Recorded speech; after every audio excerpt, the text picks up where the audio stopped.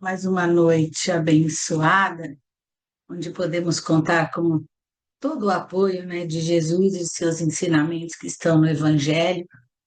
Semana passada eu falei que este mês a gente vai estar trabalhando o Ano Novo, Eu Novo, repensando aí na nossa evolução e transformação moral. Pedi para que anotassem na agenda alguns dos itens que a gente vai estar trabalhando ao longo deste mês de janeiro e mais um pouco de fevereiro. O Jorge trouxe retrospectiva e hoje eu vou trazer o transformar-se. Então, que a gente tenha condições de guardar as nossas reflexões aí. Na cabeça nunca é muito aconselhável, né? Importante é tentar registrar numa caderneta. Então, a gente vai falar um pouquinho dessas ações, dessa nossa transformação, sempre repensando dos dois lados da moeda, a moeda do corpo material e a da alma espiritual. Mas hoje o foco vai estar numa palestra e num estudo que eu assisti, tanto do Rossando Klinger quanto do Arthur Valadares, que fala de convencer e converter. Então, o Jorge nos trouxe a retrospectiva, eu gosto sempre de puxar, né? Lá da palestra do Jorge. E nessa retrospectiva, com relação ao ano que se acabou, que a gente planejasse para esse ano em uma agenda, né, escrevendo para não esquecer alguns itens. O Jorge trabalhou muito bem quatro desses itens. A palestra do Jorge dá para a gente ter estudo para o ano inteiro, na verdade, né? Então ele trouxe uma questão, né? Estamos aqui, estamos mais próximos daquilo que gostaríamos de ser ou mais distante?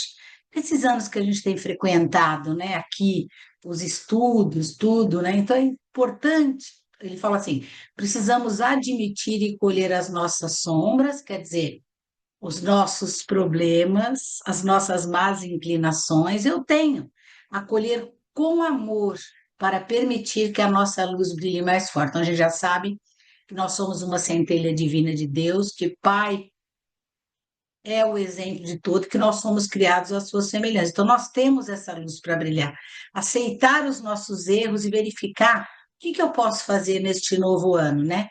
O Jorge também trouxe aquela frase: enxuguei mais lágrimas do que derramei. Então, assim, vamos colocar na balança aí na nossa agenda nova o quanto a gente tentou consolar e ajudar os nossos irmãos, dentro de casos familiares ou até os desconhecidos, e quanto a gente reclama da vida e não ajuda ninguém. Outra coisa importante para buscar lá na retrospectiva, se a gente está cuidando da nossa saúde física, mental, emocional e espiritual. Então a gente já sabe, né? Que o espírito também precisa de cuidados, não só o nosso corpo. Sabemos que o espírito é imortal e que ele quer esse equilíbrio emocional, né? De uma mente sadia. Sempre em vigilância, a gente já sabe que o que deixa o nosso espírito emocionalmente mais tranquilo é a oração e agir no bem.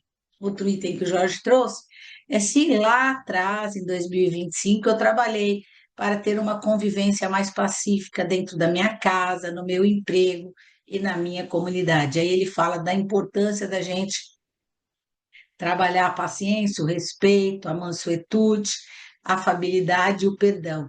São todas, como diz o Evangelho, escolhas diárias que exigem muita dedicação e muito esforço da nossa parte.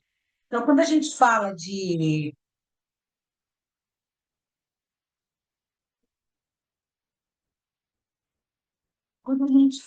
anotar, a importância de anotar, porque a gente esquece, né? A gente acaba esquecendo de algumas coisas. E aí, nessa palestra do Jorge, como eu disse, que importância a gente ter que ter um papel, uma caneta perto da gente, para a gente pegar as dicas deste mês, né? Não só deste mês, do Evangelho. Eu peguei como dica um item que o Jorge colocou para a gente colocar aí na nossa agenda, o agradecer cinco coisas ao final do dia. Isso mexeu muito comigo, porque a gente já viu de maneira geral que a gratidão é a poesia da alma, né? A gratidão é o que nos fortalece o viver. Então, eu pensei que cinco coisas, né, de gratidão que eu poderia trazer para fortalecer o meu espírito. Então, buscar lá na nossa retrospectiva o transformar-se. Então, buscar ali, no final do dia, como tem o checklist de Santo Agostinho, colocar ali a que eu fui grato, então, o Jorge, lá na palestra dele, coloca 5 coisinhas que você seria grato, nos faz pensar muito. Nós nos encontramos esses dias, e eu conversando com o Eduardo, falei, o que que a gente tem aí? 5 coisas. A gente até parou para pensar, Eduardo disse que agradeceu estar sempre junto ao gatinho dele, você vê uma criação de Deus, uma coisa que nos faz bem. Mas eu coloquei algumas, olha, gratidão pelo conhecimento do Evangelho, pelo Evangelho ter aparecido na nossa vida, e a aplicação dos seus ensinamentos no dia de hoje. Que item do Evangelho eu consegui vivenciar hoje? Eu sou grata por isso. Gratidão por não ter reclamado de nada no dia de hoje, acolhendo as dificuldades como caminho de aprendizado. Então, se eu tive ali aquela dificuldade às 10 horas da manhã com o meu chefe, eu vou ser grata pelo trabalho e vou acolher essa dificuldade como que aprendizado eu posso tirar disso. Gratidão por ter ajudado alguém, então alguém que eu apoiei, que eu sorri, ou mesmo atendendo alguém que passou por nós, pediu um prato de comida, uma blusa porque estava com frio, um copo de água. Gratidão por lembrar de orar de manhã, à tarde e à noite. E se eu anotei isso na agenda e eu não orei, com certeza eu vou lembrar. E gratidão por orar nos momentos de dificuldade, assim como eu faço com as minhas refeições, né? Café da manhã, almoço, jantar, paradinha à tarde para um lanchinho, né? Para o meu corpo ficar saudável. Gratidão pelo esforço que fiz ao longo do dia para perdoar e ser paciente com as pessoas. Então, eu sei que o chefe não estava certo, mas eu agradeço a Deus por mais esse aprendizado, para que eu aprenda o que é mansuetude, para que eu aprenda o que é paciência, e para saber que se aquilo caiu no meu colo é porque é aprendizado.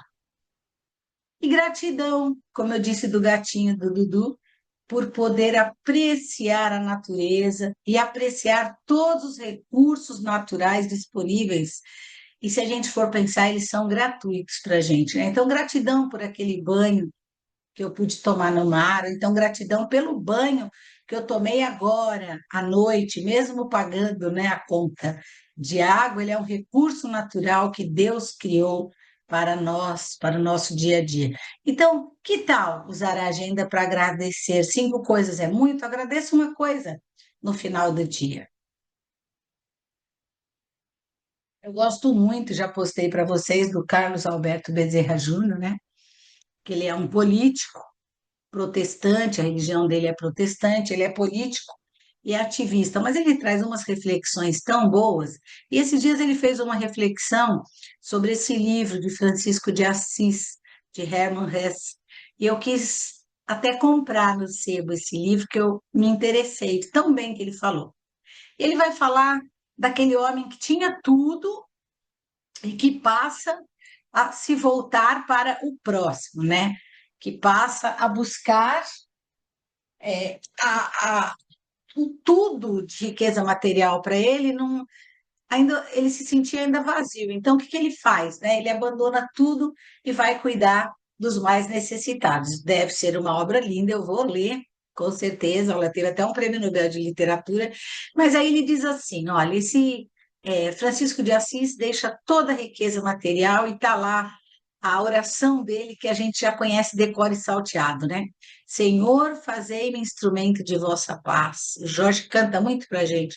Onde houver ódio, que eu leve o amor, onde houver ofensa, que eu leve o perdão, onde houver discórdia, que eu leve a união, onde houver dúvida, que eu leve a fé, onde houver erro, que eu leve a verdade, onde houver desespero, a esperança, a tristeza, a alegria, as trevas, eu leve a luz. Para tudo isso, a gente precisa de muita transformação, não é verdade, gente? A gente precisa se transformar, de muita transformação, né? Fazemos essa oração sempre convencidos da importância. Então a gente fala, pede para Deus que se houver ódio, eu leve o amor, mas a gente não vai lá e anota, né? Como que eu devo fazer para transformar esse ódio em amor, né? Que onde houver desespero, que eu leve a esperança. Então a gente está convencido da importância do chamado dessa oração, mas nós estamos convertidos. Então, assim, eu gosto da oração, eu acho linda, eu canto, mas eu tenho feito isso. Eu me converti como Francisco de Assis se converteu ali na prática com essa oração, então achei muito interessante isso, porque o Jorge pediu para a gente é revisar o ano que passou, sempre com um olhar espírita. Então, nesta revisão que o Jorge passou, eu disse que tem tema aí para a gente estudar por muito tempo, a gente começa a perceber que o nosso desejo é que a gente possa enxergar as aflições, essas aflições da vida aí, as dores, as doenças, os desempregos, as aflições do dia a dia, rasgando aquele véu da ilusão, né? E capturar com afinco essa chance de evoluir. Quer dizer, esquecer de ficar pondo panos quentes, aconteceu isso porque eu devo isso, eu faço isso. Não, vamos rasgar toda e qualquer ilusão e pegar aí pelo Evangelho, pelo horário espírita, a importância que essas aflições têm na minha vida para a minha evolução. Desejo de se despir do homem velho, que é orgulhoso e egoísta, para deixar transparecer nossa essência divina, em que veremos o homem novo, mais humilde, mais caridoso. Então, é hora aí, nessa retrospectiva, nessa revisão e nessa transformação, da gente ampliar a nossa visão por meio do estudo, de estar mais consciente do cotidiano, de quem sou e qual o meu dever. É treinar a lei do amor na prática, conosco e com os nossos irmãos, a fim de sentir-se em harmonia com a lei divina. Então, sempre que pedirmos com confiança, né, querer ali agradecemos 5 coisas nos finais do dia, pedimos paciência para melhorar aqueles itens, Deus nos dará coragem, paciência e resignação para a gente alcançar tudo isso.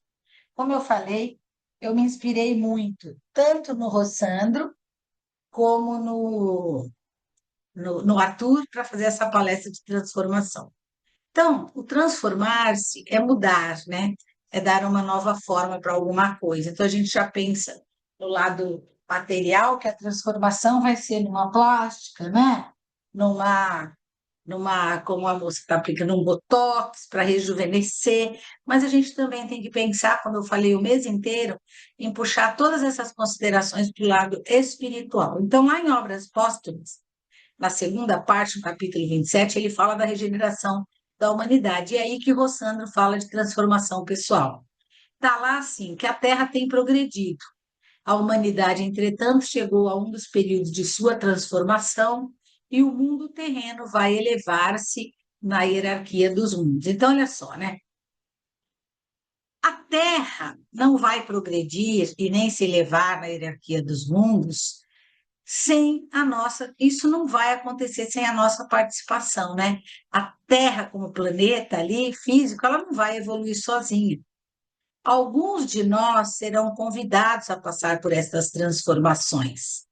Estaremos disponíveis ao convite se nós estivermos preparados. Então, ele fala assim, que lá na regeneração da humanidade, nós vamos evoluir junto com o planeta, juntos, né? Mudando ali a nossa faixa vibratória, como a gente fala tanto, e nós somos sempre convidados a essa transformação, né? Quanto Jesus Cristo convidou e não o seguiram? E aí, o Rossandro traz a importância da sociedade das mudanças, né? Ele faz um questionamento assim: quem do grupo de estudo já tinha estudado o SPB, Organização Social Política e Brasileira? Eu peguei a época da transição da Organização Social Política Brasileira para a Educação Moral e Cívica. Então, quer dizer, tem uma hora que a sociedade precisa da mudança. E a mudança é imposta ali. Então, na escola, ela foi meio que imposta para a gente, né? E hoje não tem nem moral e cívica mais. A família também tem isso. A mãe era quem educava e o pai era provedor. Então, o pai saía para trabalhar e toda a responsabilidade ficava nas mãos da mãe. Hoje a gente vê uma sociedade diferente. Eu vejo meu filho, leva o Pedrinho na terapia, dá banho, faz comida, leva na escola. Então, hoje os pais trabalham, todos são responsáveis pela educação integral. Isso não acontecia antes, não é verdade? Então, é dessa mudança que ele está falando. E junto com essa mudança que acontece sem a gente querer, que é o caso do planeta Terra, nós estamos incluídos nela. Nos chamam a isso. Quer ver outro exemplo? Em briga de marido e mulher não se mete a colher. Nós ouvimos muito nossa mãe, nossa avó dizer isso, né? Os tempos mudaram. Isso se chamava espancamento, quer dizer, se chama ainda espancamento. Era assim, ninguém se metia. mas a lei do progresso opera sem a nossa vontade ali no plano espiritual. Então, bater no outro, gente, isso é absurdo, né? Jesus nos ensinou a lei do amar. Se nós entendemos que isso é um processo, nós vamos ser agentes do processo. Então, Deus que me livre, né? Bater em briga de marido e mulher, não se meter a colher, Deus que me livre. Se a gente vê que está espancando tal, a gente tem que tomar uma atitude. Eu ia até colocar aquele sinal, né, da mulher tem um sinal na mão, que se ela está sendo espancada, está sofrendo pressão, ela mostra esse sinal. Quer dizer, a sociedade se uniu para dar um jeito dessa pessoa pedir um socorro. Onde já se viu em briga de marido e mulher, não mete a colher? Isso não existe. Então, isso é um progresso. É um convite para se viver em paz. É o modelo do evangelho, né? Modelo de um mundo que respeita a diversidade, que respeita o outro. Então, tanto essas mudanças na sociedade, na escola, como essas mudanças que ocorreram na família, tem gente que hoje ainda fala em briga de marido e mulher, não se mete a colher, deixa, tal. Então, ele está num nível evolutivo. Nós aqui já temos a certeza de que isso não existe. Se estiver acontecendo alguma coisa e nós podemos ajudar, nós vamos ajudar. Não é verdade? Então, quer dizer, a sociedade mudou e você tem que mudar junto com ela. Você é sempre convidado a mudar. Lembrei que irmã Rosália, lá no Evangelho segundo o Espiritismo, quando fala de caridade moral e espiritual, tem uma frase dela que ela diz assim: amemo-nos uns aos outros e façamos aos outros o que queríamos que nos fosse feito. Então, eu não quero apanhar, na verdade. Ela fala: toda religião, toda moral se encerram nesses dois preceitos: amar aos outros e fazer a eles o que você gostaria que te fizesse.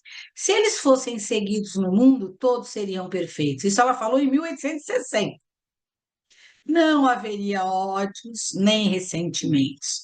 Direi mais ainda: não haveria pobreza, porque do supérfluo da mesa de cada rico, quantos pobres seriam alimentados?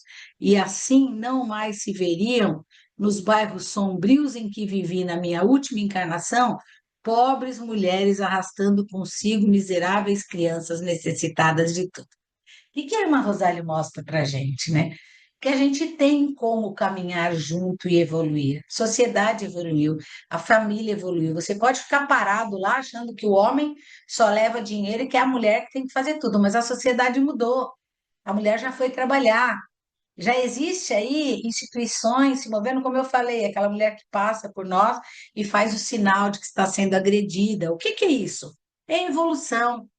Lá no fundo é o modelinho do evangelho do amor ao próximo. Então, quando a gente fala de transformação, que é o tema da noite, a gente vai parar para pensar se a gente está envolvido nessa transformação ou se nós ainda paramos no tempo e acreditamos aí no estudo dessas matérias que nos mostravam um tipo de política, né? E não todas as políticas, então era de interesse político, ou se ainda estou dentro daquela família que a minha mãe não trabalha, ela tem que dar conta dos filhos, ela tem que educar os filhos. O que que mudou nesse período dentro da gente, né? Então, dar suporte para que o outro aconteça, as mães de família, né?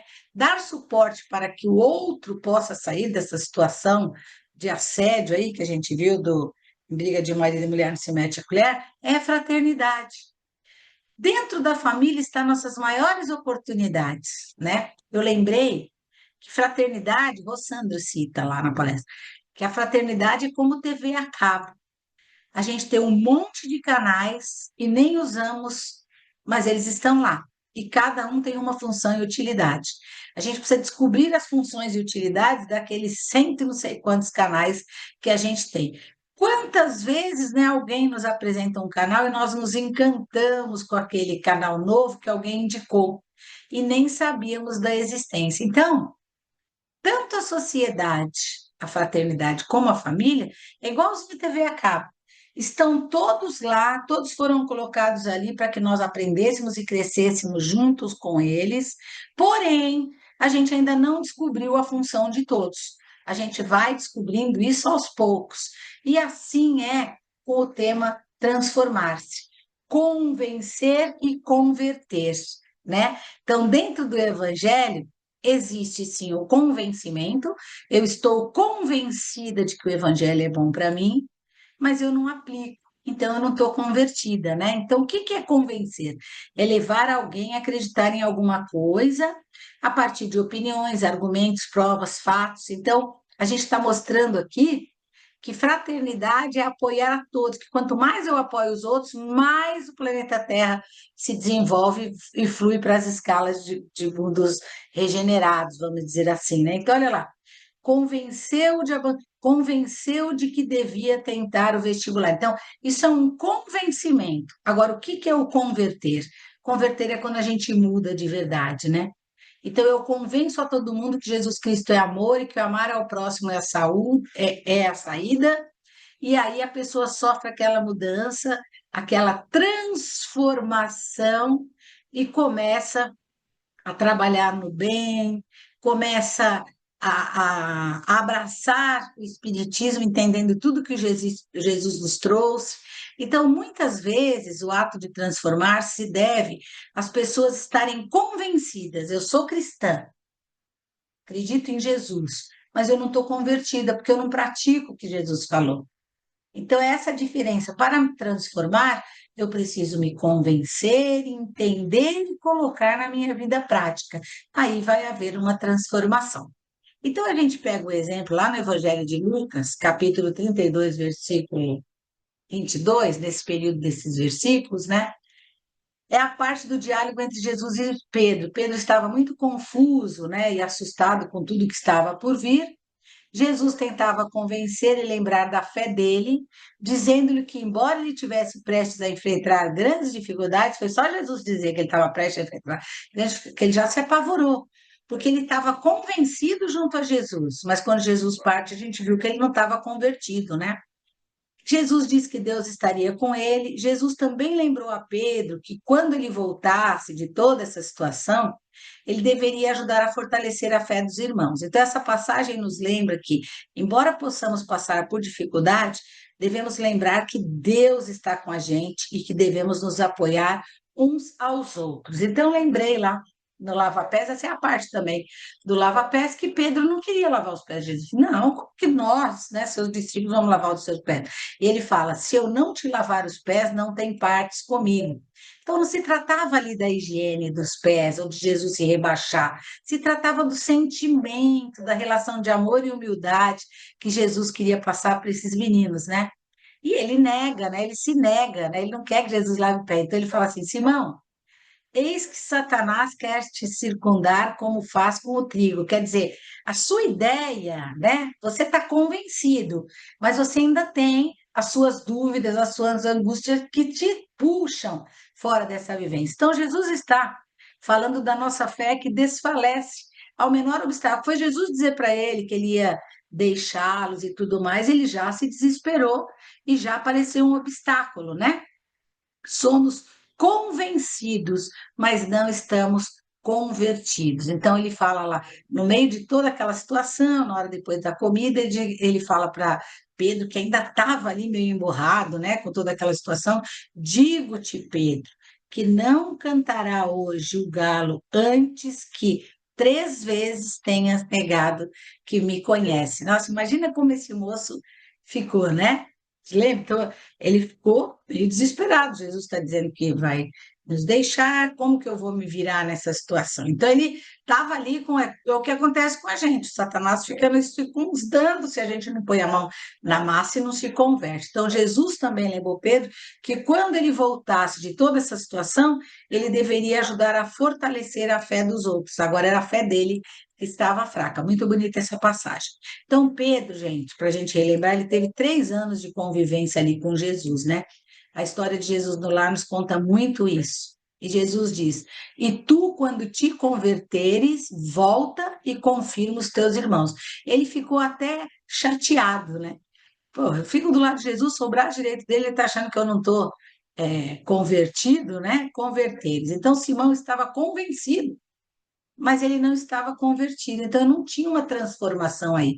Para a nossa transformação pessoal, é preciso muito mais para ser convertido. Após a morte de Jesus, ele foi a pedra de equilíbrio do cristianismo. Então, após a morte de Jesus, a gente viu que Pedro foi a pedra de equilíbrio, né? Foi a pedra de equilíbrio. Simão e Pedro, as duas colunas do cristiano. Então, conversão. Pedro ficou triste com Jesus, quando Jesus diz: quando te converteres. Olha que interessante, né? Então, conversão não é só mudar de igreja e aceitar tudo que Jesus nos trouxe apenas na oralidade, é mudar de perspectiva de vida. Jesus mostra que conversão é algo que tem que ser testado pela vida, que se forja quando as lutas se intensificam, né? Então a gente tem aí o exemplo do mar, né? Aquele mar revolto, e aí o que aconteceu ali? A fé dele ficou abalada. Jesus foi lá, firme e forte, mostrou que ele poderia caminhar sobre as águas. Então a gente vê que esses irmãos estavam convencidos. Só foram convertidos depois que passaram por todas as suas provações, por todas as suas expiações, passaram por dificuldades, porém com Jesus tudo era tranquilo. Eles acreditavam no reino de riquezas mundanas. Nós também ainda temos muito isso. Quando a gente fala de transformação, a primeira figura que eu fiz lá foi uma mulher, né, passando botox. Então, o reinado de Jesus entre eles era outro, né? Ele foi um servo que se curvaria sobre o peso de nossos desvios, mas que abriria um novo caminho para todos nós, como a gente já sabe, né? E quantas das dúvidas, né? Se eles acreditavam que Jesus era um rei de reino de riquezas mundanas, por que ele se deixou prender? Eles tinham muitas dúvidas, então é difícil dizer que Pedro fugiu, que Pedro disse que não conhecia Jesus, né? Ele disse que, como ele citou naquela frase, né, que o diabo estava em volta dele, como ele fica em volta do trigo, né? Então, quer dizer, a gente vai ter sempre a dúvida, né, ali na nossa cabeça, né? Enquanto a gente não se converter, porque depois que se converte, como Paulo e o próprio Pedro, as dúvidas não aparecem mais. Jesus disse para eles: a vós, a todos eles, convém que ele vá. Por quê? Porque estava muito fácil estar ao lado de Jesus. Eles estavam convencidos que queriam seguir Jesus, mas Jesus precisou ir para eles se sentirem convertidos. Então, eles dependiam do Cristo e só sentiram o baque com a partida do Cristo, porque estavam convencidos e não convertidos. A transformação de Pedro acontece bem depois, né? Quando Cristo nasce dentro dele, e aí é que vem a conversão, né? Quando te converteres, confirma a teus irmãos, que foi o que Jesus falou para ele. Para a convenção se dar, não está só em se dizer cristão. Então, para se dar essa conversão na gente, não está só na gente dizer cristão, né? Existe um ajuste integral do modo de ser. Pedro era ali ao lado de Jesus um projeto, né? Faltava a essência de Jesus. E com Paulo a mesma coisa. Todo aquele que está em Cristo é uma nova criatura, quer dizer, a gente renasce, né? Pedro precisou se renovar, seguir orientando os demais. Precisou da fé raciocinada para seguir. E assim acontecerá conosco. Devemos estudar e buscar uma lógica para a conversão. Muitos ainda precisam de fenômenos para acreditar, né? E muitos viram e por não ter fé, viram os fenômenos e por não ter fé, não raciocinaram. Então, quer dizer, cada um está dentro do seu período de transformação moral. Reconhece-se o verdadeiro espírita por sua transformação moral e pelo esforço que faz para dominar as suas más inclinações. Então, quando o Jorge trouxe a retrospectiva, ela é fundamental na nossa vida. Como é que eu vou trabalhar em cima da minha transformação moral, das minhas más inclinações, se eu não registro que eu preciso mudar, né? Então, o projeto aí, para que ele saísse para que ele se convertesse, né? Ah lá, é como se fosse uma planta ali da casa. A planta é o entendimento. O entendimento é o convencer-se. Então, o entendimento espírita é o convencer-se. A transformação do espírita é quando a obra está feita. Este é o converter-se, né?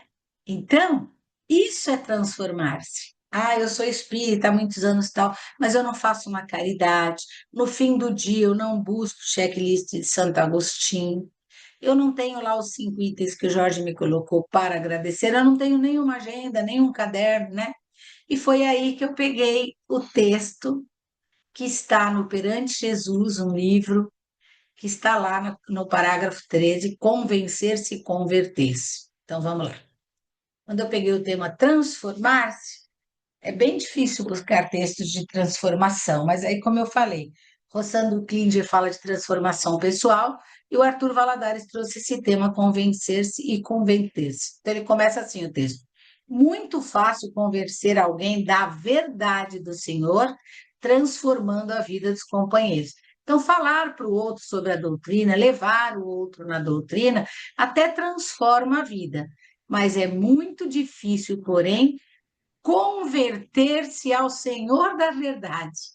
Falar das verdades do Senhor é uma coisa, converter-se ao Senhor da verdade, renovando a própria vida, é mais difícil.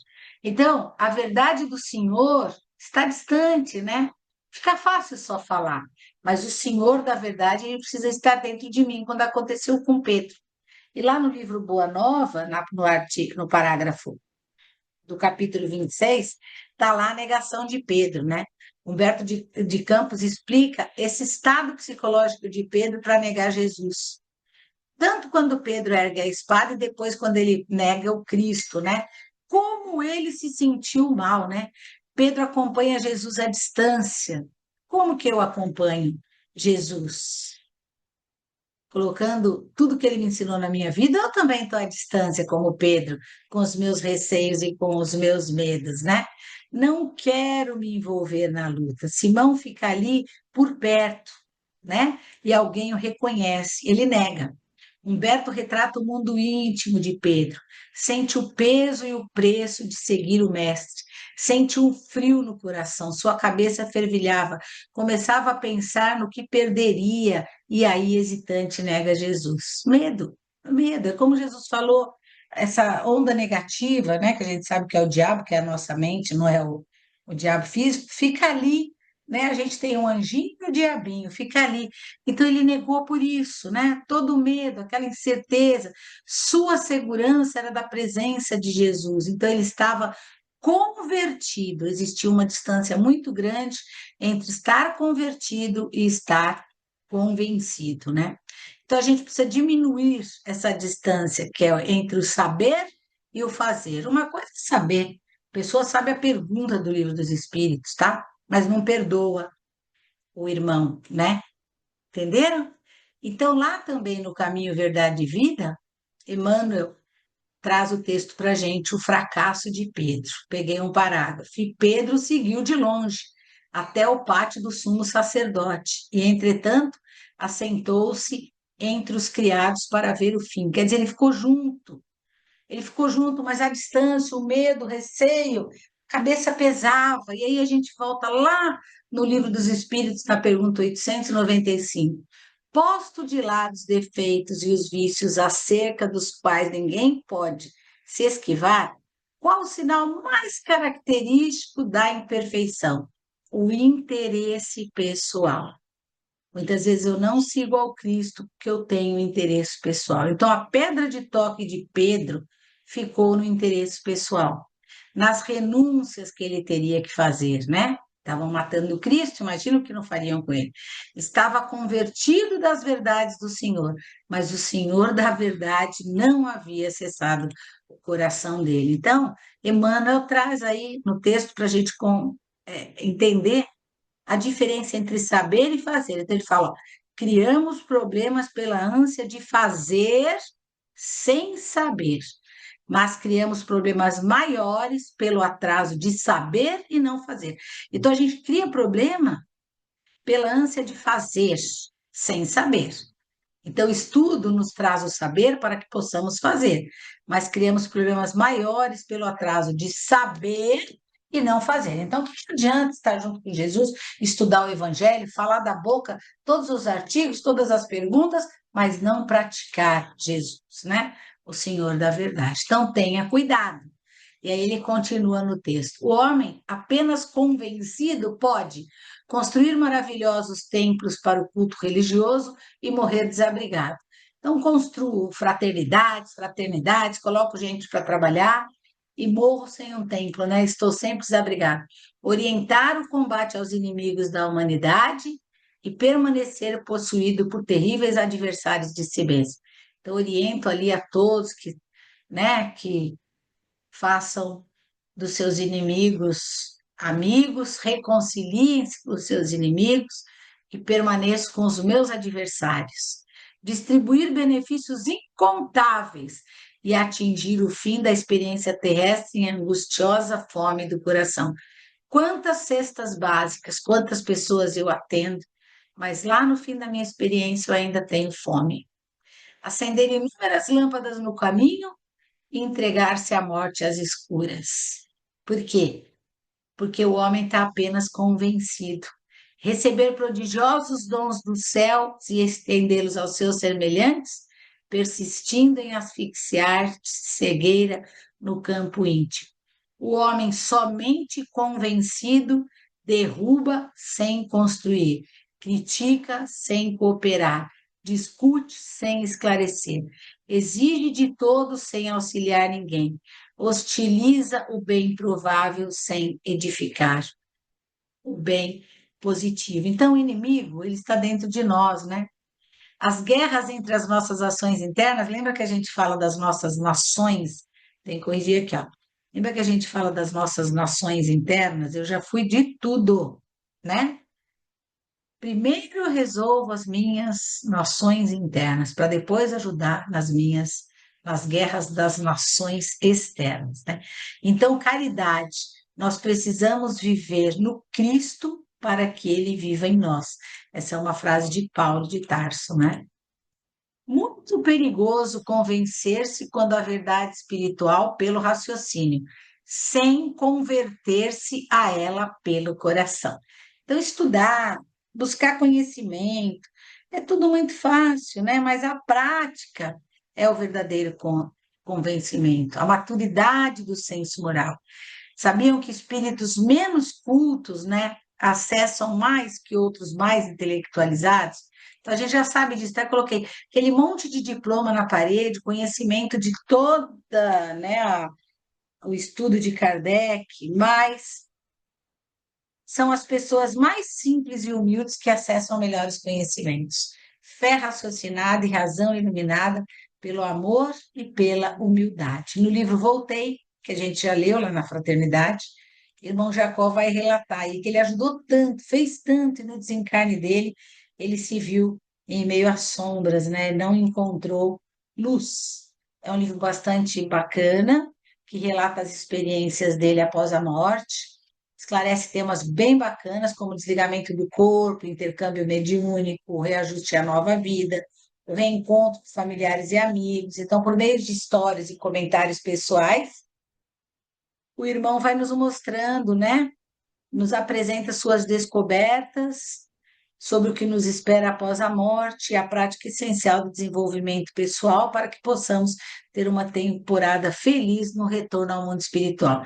Interessante como ele mostra, né, que ele ajudou, fez muito, mas na hora do desligamento dele foi tudo muito complicado para ele. Ele relata que ele não tinha luz própria. Então, veja, muitos chamados, poucos escolhidos. Muitos se convencem, poucos se convertem. É isso que esse texto está dizendo, né? Está lá em Gálatas, Paulo de Tarso, já não sou eu quem vive, mas o Cristo que vive em mim. Vai chegar uma hora que todos vamos falar isso. Mas hoje a gente está trazendo uma palestra sobre transformar-se, né? Ano novo começando, quanto da prática do Cristo eu estou pondo no meu dia a dia? Somente o homem verdadeiramente convertido a Jesus adquire suficiente poder. Então, o verdadeiro cristão, como diz Paulo de Tarso, ele tem o bom perfume do Cristo, né? E aí o texto continua: só é instrumento capaz de atender com eficiência no divino trabalho da redenção humana ao descobrir o júbilo de servir. Servir no legítimo entendimento da evolução e da eternidade.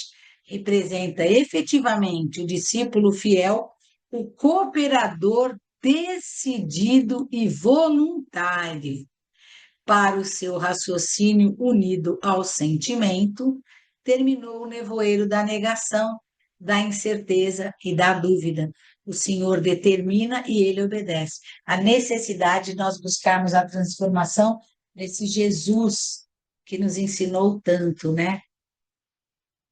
Portanto, acima de tudo, que possamos fazer não só da retrospectiva de 2025, não só a retrospectiva de 2025, mas a retrospectiva de cada dia antes de dormir, revisando nossas ações, nossos pensamentos e nossos sentimentos, a fim de nos conhecer, convencer e converter, transformando em hábito diário a autoanálise sincera e pedindo em oração firmeza moral ao acordar. E é isso, gente. Adorei o tema, tanto do Rossandro, quando ele fala de transformação pessoal, da ideia de pegar a palestra desse mês e anotar alguma coisa que você vai fazer, como eu quero fazer as 5 agradecimentos noturnos, porque quando eu vou agradecer por aquela situação que não foi muito legal, eu vou puxar um fio do evangelho para isso. Ou daquela situação que foi boa, eu vou pensar como Jesus agiria naquela situação. Gratidão a Jesus, a esses irmãos que nos trazem tantas coisas boas e a nós, né, por nos dedicarmos a esse estudo, sempre convencidos de que Jesus está conosco, mas buscando sempre a conversão. Porque estamos num mundo de provas e expiações, mas podemos a cada dia verificar os nossos erros e tentar buscar essa conversão da melhor maneira possível. Que assim seja, graças a Deus, boa noite a todos.